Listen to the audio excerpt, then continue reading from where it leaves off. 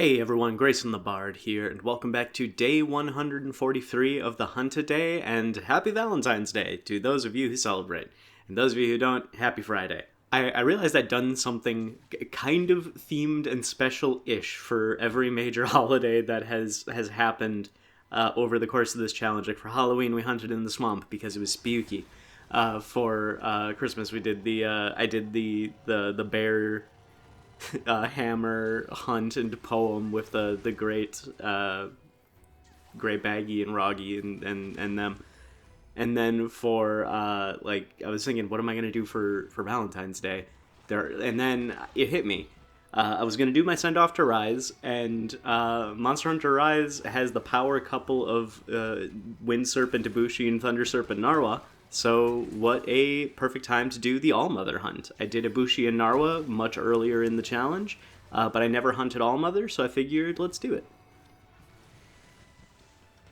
And while we're fighting Ibushi, because he's not, it doesn't take super long, I just want to say that I think one of the best things that Monster Hunter Rise does is cinematic quests. The All-Mother fight, we'll talk about it in just a second, the phase transition between fighting Ibushi to fighting All-Mother Narwa, where Ibushi gets eaten and Narwa absorbs its power and becomes the All-Mother, is such a badass moment.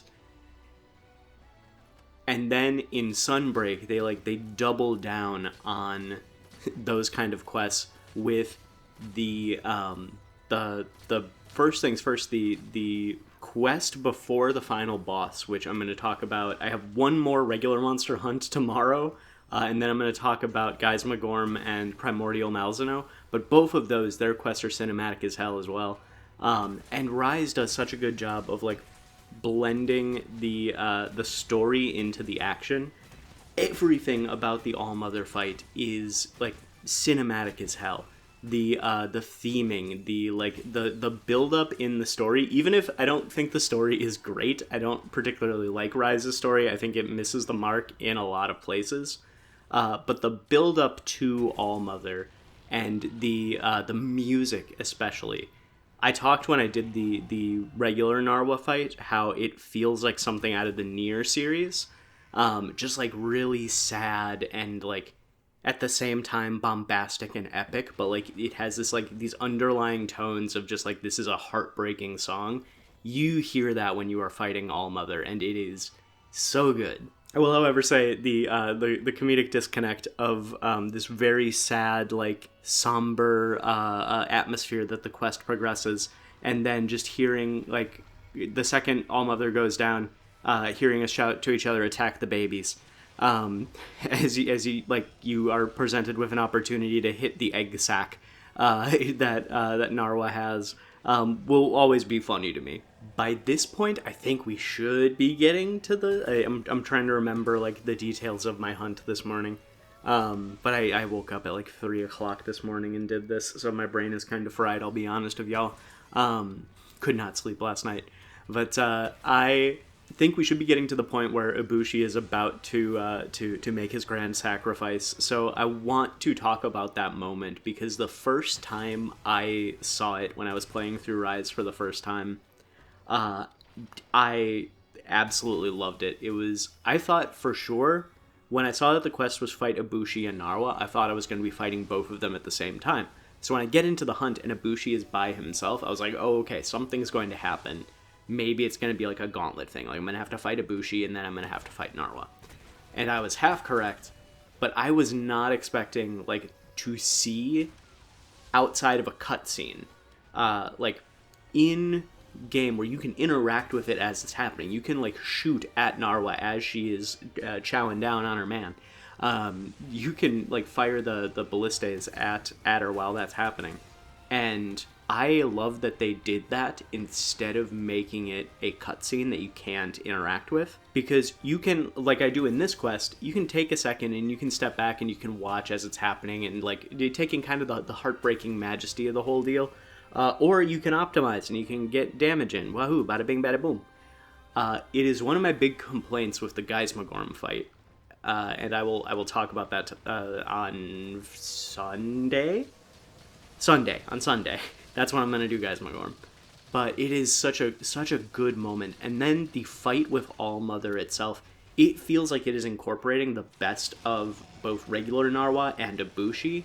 I'm going to liken it to Nier again because it really does remind me of a Nier boss battle. It is very bullet hell with how Narwa does like the thunder rings and the beams that have a delayed secondary explosion to them. It is an exercise in knowing when to dodge and when to wire fall without knocking yourself back into the attacks.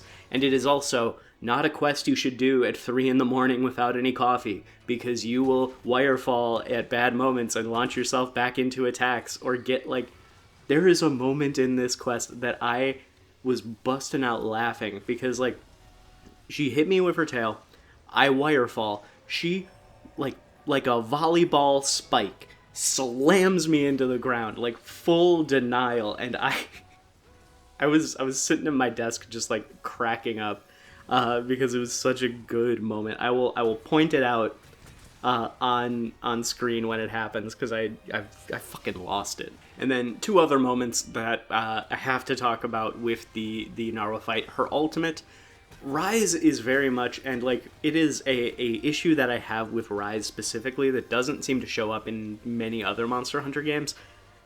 Capcom, not every monster needs a Supernova move. It can't be oops all novas. It can't be oops all super moves. It's cool for big giant endgame fights like this, but my god, every monster does not need to blow up half the arena. But Narwa's super move is incredibly cool to me because it incorporates a lot of really fun elements. It takes everything you are supposed to learn and use in Rise and throws it at you at once.